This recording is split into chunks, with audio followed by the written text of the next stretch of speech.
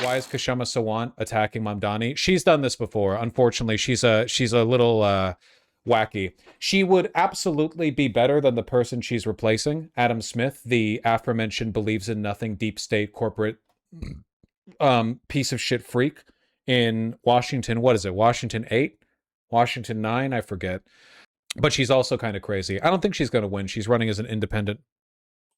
Which is how much can you win and for how long can you win based on the approach of trying to sweet talk the billionaire class, trying to make deals, as you said. Was also attacking DSA yesterday.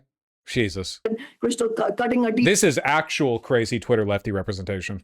I don't subscribe to the approach of cutting deals. I subscribe to the approach of using elected office to build mass movement. So his campaign itself, and I've been very clear about this, his campaign itself was very much, the approach he used was very much something that I have used in my campaigns, which is to mobilize thousands of people into action, literally having door knocking throughout the city and running on very concrete demands and being emphatic about repeating those demands everywhere you go in your stumps. Here, you know what? Let's take a look at her interview. If my friends are going out for food without me, then I'm going to make the most of my time here. Let's take a look. Breaking points. Where is Kshama Sawant in these interviews?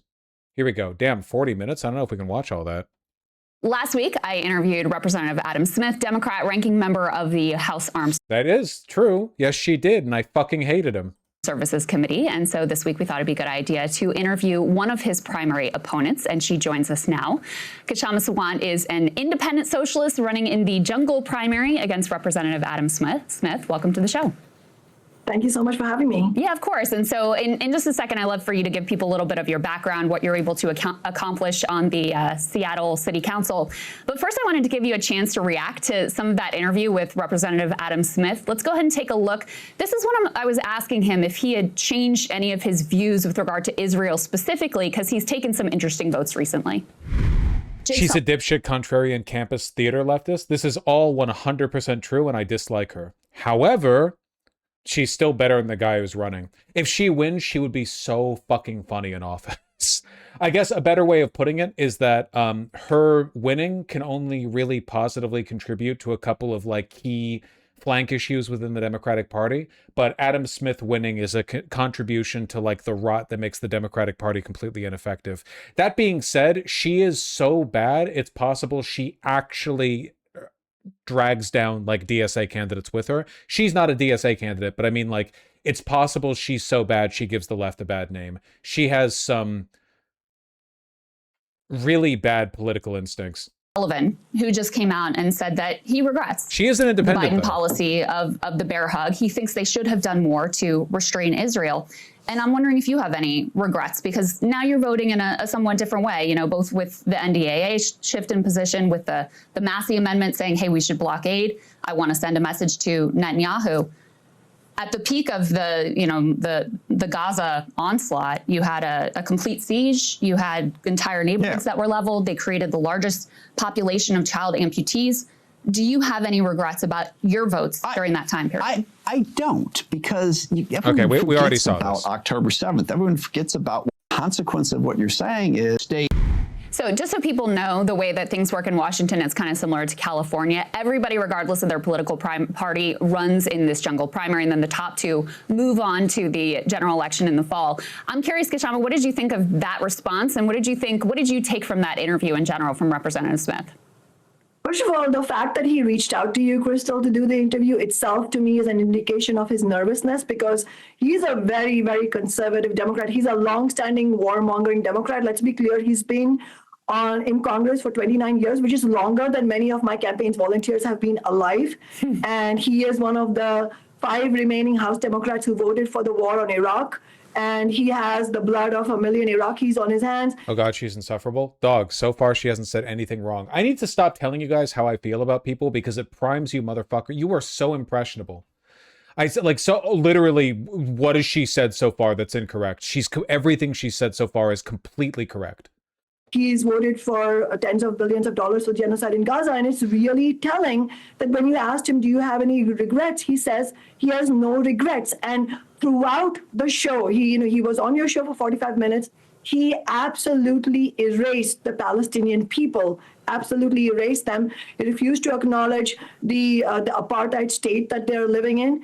And She could use a better microphone. Moves he's made right now to pivot away from, or seemingly to pivot away from, his blood-drenched record is, in my view, entirely because of the pressure he's feeling from our campaign. I mean, obviously, he's the Democratic Party as a whole, the establishment as a whole, is feeling real pressure from the recent victories against the establishment Democrats in New York City and Colorado State. But as far as Adam Smith personally is concerned, he is an AIPAC darling. He's bankrolled by the billionaires who profit from corporations, warmongering, war profiteering corporations like Palantir and Lockheed Martin. All of that. So, he's very much like, it's all true. Adam Smith, the rep from Washington 9, is been contributed to extensively by MIC donors, huge piece of shit supporter of war and brutality overseas. An entrenched warmongering Democrat. He's a general among the warmongers. And any pivot he's making is precisely because he is actually specifically being threatened by our campaign. And that is why he literally voted no on his own bill to give Trump $1 trillion for war. I mean, who votes against your own bill?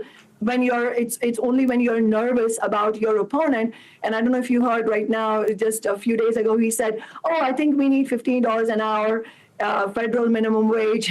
I mean, it's like newsflash for you, dude. We won $15 an hour in Seattle in 2014, and that Seattle has spread, that $15 has spread to many cities and states because working people organize around it. And these guys are so behind. The federal minimum wage is $7.25 an hour still.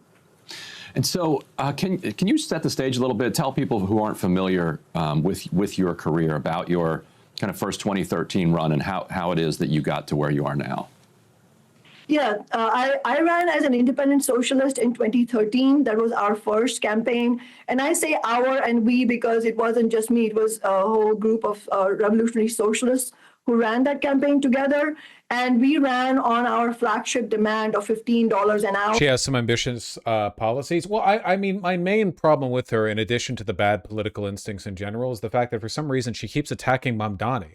She basically keeps attacking Mamdani and other DSA candidates as being like corporate sellouts or whatever. They're not radical enough for her. She really is like campus Twitter made candidate, Really. Also, like, in my opinion, God, I don't know. And also on taxing the rich. Corporations like Amazon, Starbucks, T-Mobile, these are all corporations that are headquartered in Seattle, and also for renters' rights and rent control. And at that time, I was widely mocked for calling for $15 an hour. Nobody thought it was going to happen. All the corporate media said it was utopian. But it was precisely because it was an independent socialist campaign and because we were running not on personality or personal narrative, or I wasn't running to make my own personal career. We were running very clearly on working class demands that the campaign actually won. Even though we were the absolute underdog, it was a long shot, we still won. And then after I took office in January 2014, two of the most powerful Democrats on the city council came to my office, Gives me 2016 Tulsi Gabbard vibes. I can see where you're coming from with that, though it's worth noting Kshama Sawant is sincere. She's not like hiding some nefarious, at least not to my knowledge, some nefarious like backed by Russia bullshit in the background or whatever. She's been like this for a long time, and she seems sincere. Down and said that it's all well and good that you rabble-rouse your way into the city council, but we are here to tell you that City Hall runs on our terms and you're not going to win any minimum wage, let alone 15. And less than 6 months later, we had won $15 an hour. We made Seattle the first major city to win 15. And the way we did it was not by me sweet talking other Democrats or morally persuading them, but by using my office to build mass movement. She's just a narcissist. I don't think she's a narcissist. I just think she's a campist. And that's the basis on which we won the Amazon tax and renters' rights. And that's the same principle we're using in this congressional campaign as well, to end all military aid to Israel and to win free healthcare. And so after that victory, you then had the 2015 and 2016. What's her opinion on Ukraine? Okay, I know this without even checking. She thinks NATO is responsible for Russia's invasion of Ukraine. That's like a very easy call on my part. 100%. Bernie Sanders campaign, which led to this kind of influx in membership for Democratic Socialists of America. And if we can put up F4, people can see the chart here. You know, it ticks down a little bit, and then boom, you see the campaign of New York Mayor Mamdani, and you see DSA membership surging again. He effectively, challenged 3 incumbent Democrats in New York City, knocked 2 incumbent Democrats out, knocked out a kind of head of the Brooklyn party who was backed by the outgoing incumbent. Then the DSA wins out in Denver, Colorado. They have a couple campaigns coming in Michigan as well, Detroit in particular. But talk to us a little bit about what your... She calls it an inter-imperialist conflict. Gotcha. View is of DSA, which has become the kind of big story. I've seen you make an argument that their strategy overall is flawed. How do you square, how you understand the DSA with, how they've done over the last several months and years? I think it's really, really important what's happening. I agree with you that these are historic defeats of entrenched Democrats like Adriano Espaillat and Diana DeGette, in New York City and Colorado, respectively. I mean, these were seemingly invincible Democrats, incumbents, and they were defeated.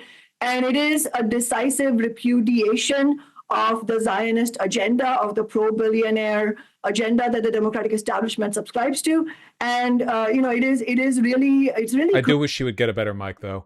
She has money to put people all the fuck over Seattle 24/7, fucking at every event, at every farmer's market, people there, Kshama Sawant. She has money for a better mic. Crucial because it is in the context of the Democratic and Republican parties, in my view, and this is part of the difference of strategy and also analysis that I have from some of the DSA leadership, which is that, in my view, the Democratic and Republican parties both are together are the 2 most powerful parties of global capitalism. And but the recent primary victories of the Democratic Socialists of America shows that, first of all, that tens of millions of working class people in the United States are angry. They are really angry at the status quo. They're angry about the genocide in Gaza, about the forever wars. And many of the people who voted for Trump are also angry because, remember, Trump ran on the agenda of ending the wars, and now he's become the warmonger in chief. And so there is huge anger in society. And so it's not a coincidence that you have Trump having very low approval ratings, but so do the Democratic and Republican parties. And in this context, the opposition to the establishment's agenda is winning victories. And so it is a confirmation. She's not answering the question. No, she seems a little bit temperamental about criticizing Mamdani and the DSA. Of the dramatic shift in consciousness. I think all of that needs to then be translated into actual outcomes. And this is where, just to explain, my metric of success is not whether I win the election. Obviously, I have won 4 elections. So, and it was only because I won my first election, first of all, that we won $15 an hour, because at that time, the overwhelming majority of the labor leadership was opposed to 15. They were forced to get on board because of my election victory and because the majority of union members and non-unionized workers were excited about 15 and wanted to fight for it. And the labor leadership would have been exposed at that time if they didn't support it. So in that sense, election victories are absolutely crucial. But in my view, election victories are not an end in themselves. It's a vehicle. Winning an office, in my view, is a vehicle to build mass movements. Mm-hmm. And so the concrete questions will be some similar questions. I was kind of hoping she would answer the question a little bit more directly about Mamdani and the DSA, though. What was the Twitter account that was shit-talking her? Post-Left Watch, I think? Post-Left Watch, yeah. But then when you win elected office, what do you do with that office? That's the difference. And just to give you one very concrete example, sure. Is rent freeze important? Yes. But if you look at the big picture of what's happening to housing right now, private equity owns about 1 in 8 apartment units in the nation. And this is specifically very true in New York City. You're seeing Blackstone become the city's largest apartment owner, getting $225 million in tax breaks. All of this, these are just examples I'm using just to make the larger point that the big picture that's missing when we only look at, isn't rent freeze a win? Yes, it's a win. But I'm talking about the big picture of capitalism in which everything is going downhill for working people, not to mention the climate catastrophe. And so the approach that's needed is going to... Isn't the Blackstone thing not true? I think private equity owns something like 10% of all US apartments for rent, but like 3% of single family homes. They mostly go for the apartments. Be a fighting approach that I've used, which is actually mobilizing hundreds of thousands of people into action. And just to, I want to... Seems a bit rambly. Which is how much can you win and for how long can you win, based on the approach of trying to sweet talk the billionaire class, trying to make deals, as you said, Crystal, cutting a deal. I don't subscribe to the approach of cutting deals. I subscribe to the approach of using elected office to build mass movement. So his campaign itself, and I've been very clear about this, his campaign itself was very much, the approach he used was very much something that I have used in my campaigns, which is to mobilize thousands of people into action.